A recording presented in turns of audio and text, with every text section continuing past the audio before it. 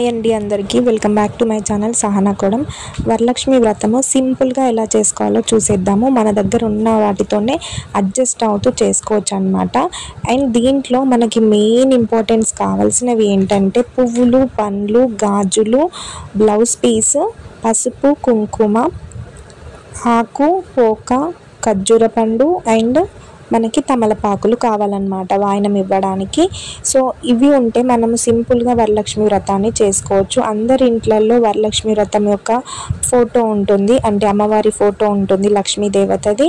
So ఆ లక్ష్మీదేవతకి మనం అలంకరణ చేసుకొని కలశం పెట్టే ఆచారం ఉన్న వాళ్ళు కలశం పెట్టుకోవచ్చు. లేదు అంటే నార్మల్గా ఫోటోకే మనం ఇలా పూలదండని సమర్పించి అమ్మవారికి వాయనం పెట్టేసి ఇలా సింపుల్గా కూడా చేసుకోవచ్చు అన్నమాట. లేదు కలశం పెట్టుకో అనుకున్న వాళ్ళు అమ్మవారి ముందు కొన్ని బియ్యాన్ని వేసి కలశం పెట్టి దాంట్లో వాటర్ వేసుకొని కొంచెం పసుపు, కొంచెము కుంకుమ, అక్షంతలు, ఒక కైన్ వేసి అమ్మవారికి మంచిగా నమస్కరించుకొని కొబ్బరికాయని పెట్టేసి దానిపైన ఒక బ్లౌజ్ పీస్ని సమర్పించండి. గాజులు కూడా అమ్మవారికి పెట్టండి. మీ దగ్గర ఏదైనా జ్యువెలరీ ఉంటే జ్యువెలరీ పెట్టుకోవచ్చు, లేదంటే కొత్తగా కొనుక్కున్న వాళ్ళు కొత్తది ఉన్నా కూడా అమ్మవారికి సమర్పించవచ్చు.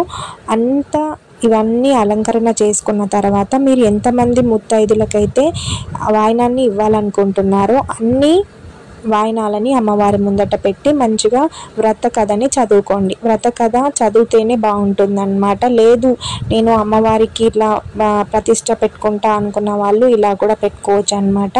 అమ్మవారి ప్రతిష్టను పెట్టుకొని మనకి పక్కన ఫోటోని పెట్టుకొని ఫోటోకి అలంకరణ చేసి కలశాన్ని సమర్పించవచ్చు. మనకి తోచినన్ని ప్రసాదాలను అండేసి అమ్మవారికి నైవేద్యంగా పెట్టవచ్చు.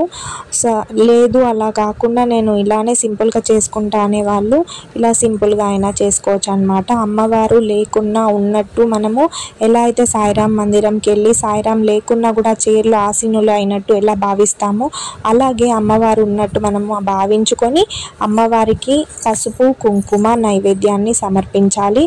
అండ్ ఇలా మనము అంతా చేసిన తర్వాత అమ్మవారికి వాయనం కూడా సమర్పించాల్సి ఉంటుంది. వాయనంగా మీరు బ్లౌజ్ పీస్, పండ్లు, పువ్వులు, గాజులు, పసుపు, కుంకుమ సమర్పించినా పర్లేదు. లేదు అంటే శారీ పెట్టుకోవాలనుకున్న వాళ్ళు శారీ కూడా అమ్మవారికి సమర్పించవచ్చు అన్నమాట. సో ఇలా అమ్మవారికి మన వాయనాన్ని అయితే సమర్పించుకోవచ్చు. మంగళారతి పాటను కూడా చివరికి చదివి అమ్మవారికి మంగళారతిని కూడా ఇవ్వాలన్నమాట. తర్వాత మనకు ముత్తైదులను పిలిచి మనకి గాజులు, పసుపు, కుంకుమ వాయనాన్ని సమర్పించుకోవాలి. లేదు అంటే మనకు అక్కడ చుట్టుప్రక్కల ఎవరు లేరు, నేను ఎవరికి ఇవ్వలేకపోతున్నాను అనుకునే వాళ్ళు టెంపుల్కి వెళ్ళి ఇలా మనకి అన్నీ తీసుకొని వెళ్ళి అక్కడ కూడా మనము సమర్పించవచ్చు. అంటే అమ్మవారికి ఇచ్చేది అమ్మవారికి ఇవ్వచ్చు. అండ్ అక్కడ ముత్తైదులు ఉంటారు వాళ్ళందరికీ మనం ఏమైతే పెట్టాలనుకుంటున్నామో వాటిని వాళ్ళకి ఇచ్చి వాయనం ఇచ్చేసి మనము ఆశీర్వాదం తీసుకోవచ్చు. సో ఇట్లా అమ్మవారికి పూజ చేసుకొని అష్టైశ్వర్యాలని, సకల సంపదలను, సౌభాగ్యాన్ని ఇవ్వమని అమ్మవారిని కోరుకుంటూ ఈ వ్రతాన్ని అయితే అందరూ చేసుకుంటారు, ఆచరిస్తారనమాట. సో నేను మొత్తం కంప్లీట్ అయిన తర్వాత మా పాపకి వాయనం అయితే ఇట్లా ఇస్తున్నానమాట. సో ఇది కన్యలకు కూడా మనము వాయనాన్ని ఇవ్వచ్చు అన్నమాట. చిన్నవాళ్ళు పెద్దవాళ్ళు అనేది లేకుండా, తారతమ్యం లేకుండా మనము అందరికీ వాయనాన్ని ఇచ్చి వాళ్ళ దగ్గర నుంచి బ్లెస్సింగ్స్ని అయితే తీసుకోవచ్చు అన్నమాట. ఈరోజు మనము అందరి కాళ్ళు మొక్కిన ఎలాంటి తప్పు ఉండదన్నమాట. సో ఇప్పుడు ఈ కన్యలకి కూడా ఇచ్చి కన్యల దగ్గర నుంచి మనం బ్లెస్సింగ్స్ పొందొచ్చు. ఇది సింపుల్గా వరలక్ష్మి వ్రత విధానము అన్నమాట. మీరు లేదు కథ చదవలేను అనుకున్న వాళ్ళు యూట్యూబ్లో కూడా వ్రత కథ అని టైప్ చేస్తే వ్రత కథ మొత్తము వస్తుంది. అది అందులో మనం చూస్తూ చేసుకోవచ్చు అన్నమాట.